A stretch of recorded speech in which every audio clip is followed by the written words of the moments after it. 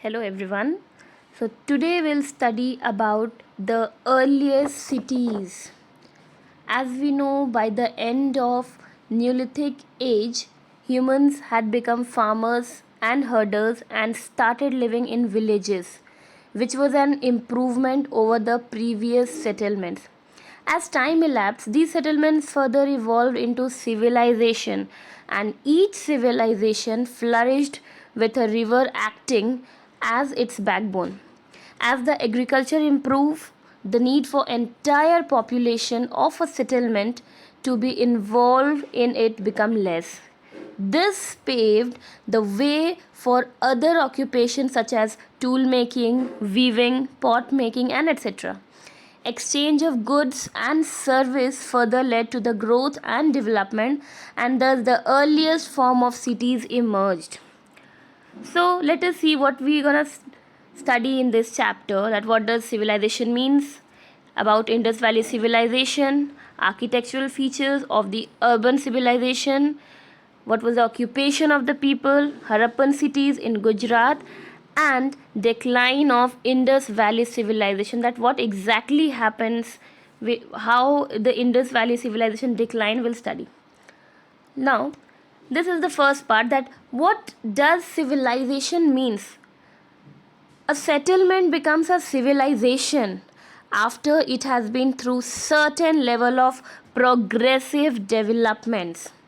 A civilization covers large area than a village and is a home to large number of population, which with people involved in different professions. Civilization needs proper administration and organization. The earlier cities developed along rivers because water, fertile land, and transports was readily available. Some features of civilization you can see on your screen, that is plan structure of settlements, practice of multiple occupations to make a living, use of developed language for communication, reading and writing, and emergence of social, political and religious culture. Now, you can see this is Indus Valley civilization, its excavation, Harappan civilization. We'll get to know what is all about. Now, Indus Valley civilization and urban civilization. Indus civilization was a Bronze Age civilization as it rose during the Bronze Age. It is also known as Harappan civilization. The reason is Harappa was the first of its sites to be excavated. It developed around 4,700 years ago. Harappa is now in Pakistan and is situated on the bank of river Ravi. Nearly 1,400 sites have been found here. In 1922, the remains of another city from this civilization called Mohenjo-daro in Larkana district of Sindh on the bank of river Indus was discovered. The various sites discovered later had similar remains of those of Harappa and were therefore called Harappan sites. And out of 1,400 Harappan sites discovered, 925 sites are in India and 475 are located in Pakistan. For example, Harappa, Mohenjo-daro, Dholaviria and so much. Lothal, we will study about these things. These are the popular sites of Indus Valley civilization. Let us proceed to the next slides. Architectural features of urban civilization. Now, early urban civilization displayed impressive achievements in planning, technological advancement, engineering and imaginations. Now we'll study about town planning, how the town was planned. The cities of Harappan civilization were well planned. The streets cut each other at right angles.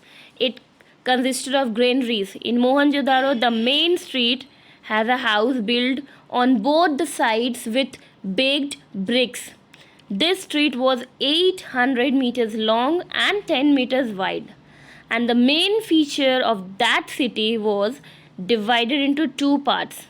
One part was built on raised ground and had a protective wall which gave protection during floods, and other parts was the lower town. It consisted of wide roads. That means, in short, we can say the towns were managed with proper administration. Now, next thing is citadel. Most of the cities were divided into two parts. The upper part was called citadel.